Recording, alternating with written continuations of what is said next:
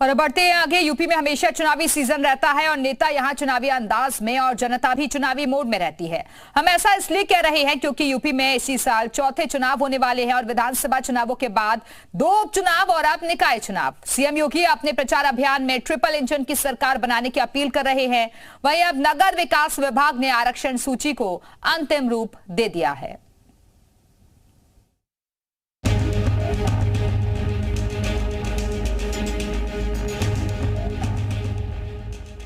Double engine की सरकार के हिट फॉर्मूले से विधानसभा चुनाव में जीत का झंडा गाड़ने के बाद सीएम योगी ने नगर निकाय चुनाव में जीत के लिए ट्रिपल इंजन फॉर्मूला निकाला है।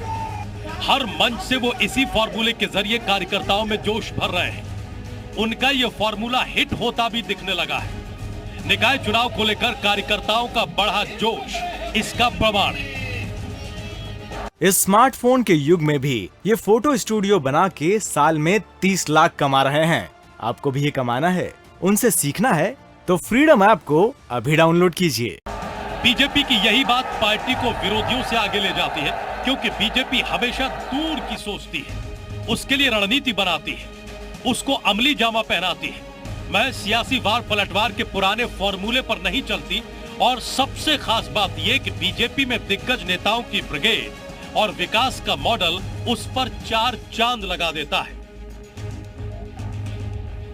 इस साल चौथी बार यूपी चुनावी मोड में जाने वाला है। ये चुनाव निकाय के होंगे, यानी शहर की सरकार के होंगे। आपको ग्राफिक्स के जरिए बताते हैं इस साल कब कब यूपी में इलेक्शन हुआ।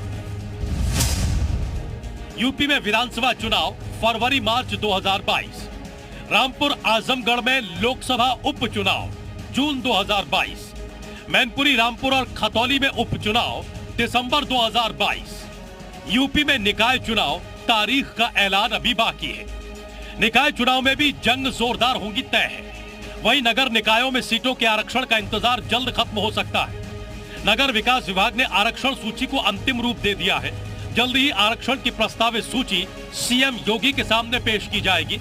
वहां से हरी झंडी मिलते ही इस सूची को जारी कर दिया जाएगा। निकाय चुनाव को लेकर यूपी के नगर विकास विभाग ने अपनी तैयारी कर ली है। आरक्षण की जो सूची है वो तैयार कर ली गई है। अब ये सूची मुख्यमंत्री योगी आदित्यनाथ के पास भेज दी गई है। माना जा रहा है कि मुख्यमंत्री योगी आदित्यनाथ की मंजूरी मिलने के बाद इस सूची को शासन की तरफ से जारी किया जाएगा। ऐसे में फिलहाल उत्तर प्रदेश निकाय चुनाव से जुड़ी ये सबसे बड़ी खबर है कि आरक्षण सूची फिलहाल विकास विभाग की तरफ से तैयार कर ली गई है और इसको अब मुख्यमंत्री की सहमति के लिए उनके पास भेज दिया गया है। और जल्द ही अब उत्तर प्रदेश में निकाय चुनाव का जो बिगुल है वो बजता हुआ दिखाई पड़ेगा। यानी जैसे ही सीएम की मंजूरी इसे मिलेगी, यूपी में शहर की सरकार का बिगुल बज जाएगा। माना जा रहा है कि दिसंबर के आखिर तक नगर निकायों में चुनाव कराने को लेकर नगर विकास विभाग युद्ध स्तर पर तैयारी कर रहा है। ब्यूरो रिपोर्ट, जी मीडिया। इस स्मार्टफोन के युग में भी ये फोटो स्टूडियो बना के साल में 30 लाख कमा रहे हैं। आपको भी ये कमाना है, उनसे सीखना है तो फ्रीडम ऐप को अभी डाउनलोड कीजिए।